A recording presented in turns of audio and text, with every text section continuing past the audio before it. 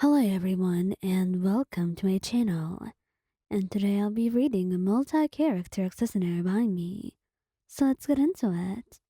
Scaramouche. Scaramouche was mature enough to acknowledge that anger could be temporary. It was a feeling that would easily come and go, a feeling that you could easily ignore. So it wasn't really that big of a deal for him. It was something you could easily get by without thinking of. And most of the time, with you, he had avoided it completely. Until he couldn't.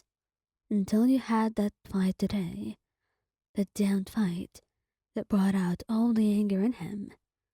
Perhaps bottling it up was not the best thing to do, but he had found that out a little bit too late, as he was arguing with you now, his voice getting louder and louder, and yours too in return. Their argument kept getting more heated as time passed, the comments you threw at one another getting more hurtful, and that's when it stopped. Well, more like transitioned to something else. You're just an idiot. Sometimes you truly feel like a puppet who can't think to himself. Why can't you see that he's toying around with you? And before you could go on and yell some more, Scaramouche hits you on the spur of the moment, angry and raging. Don't. Don't you dare speak to me that way, Wyan, he says, glaring at you in a warning sign. And it was clear that he was going to do more than that. At the moment, anyway. But then his eyes kept looking at you, at the way you flinched away, the way you were trembling in shock, because you never expected he would hit you. You know you were not fully innocent in what you said. You were wrong about many things too. But that does not give him an excuse to hurt you, to lay a hand on you. And Scaramouche knows that, because then he looks like he's shaken by his then. His skin gone paler, and before you know it, he's leaving. He tries to stutter out something, perhaps an apology, or a declaration of some sort. You would never come to know it, because then moments later he's gone, and you're left alone, with your sadness and your pain. Venti, he's not really the person whom you'd expect would hurt you in an argument. Venti is kind. It was something everyone knew. It was a fact. He was the kindest person you ever met. And he was so kind, to the point it could even bring you to tears.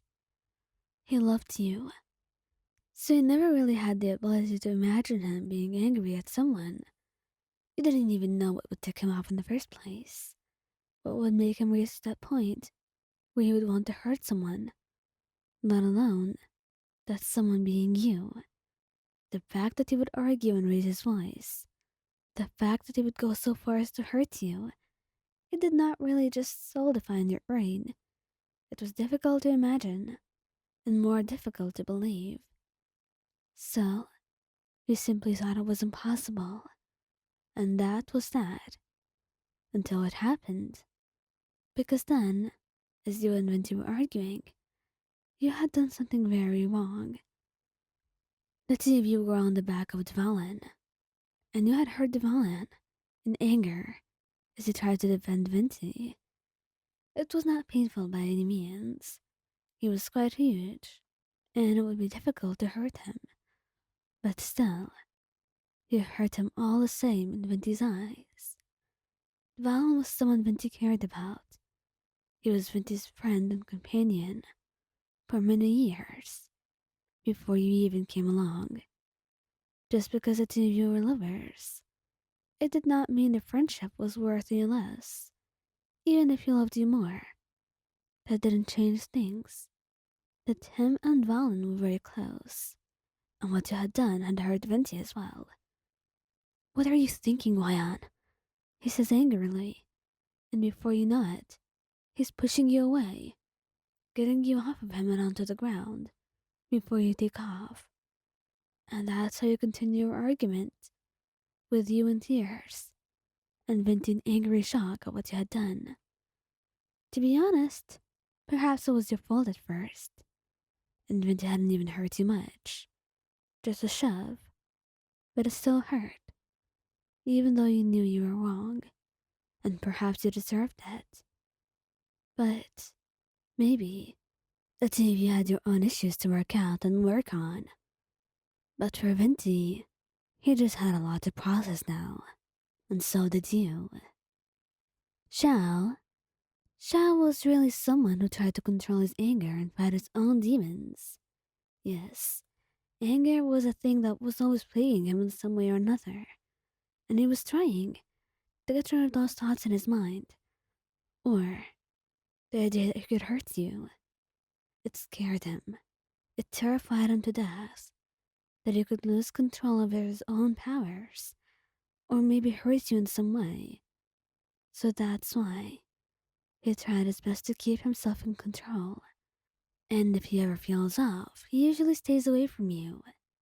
That is usually the case. But today it wasn't, because he was so distracted by the argument the two of you were in. You were fighting about something that now seems so silly and so unimportant because he had hurt you. He doesn't remember the fight anymore.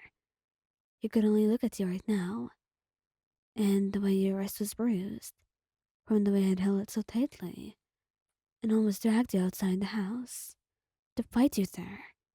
Just what was going on through his mind. He has no idea. He's taking shaky breaths, looking at you, trying to think, trying to process. But he could only look at you in tears and think of how a horrible person he is. How he could have hurt you so much worse than that. And how it was only prevented because you were lucky. That's why he apologizes. He doesn't cry. He doesn't beg for your forgiveness. He only tells you his apologies before leaving you alone, not wanting to hurt you any further. And if you want to discuss things with him, and maybe get together, or at least get some closure of any sort, then you're going to have to work hard to find him.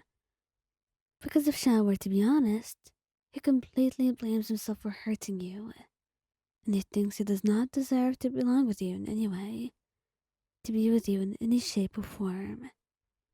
And the fact that he had lost control and hurt you was all the proof he needed.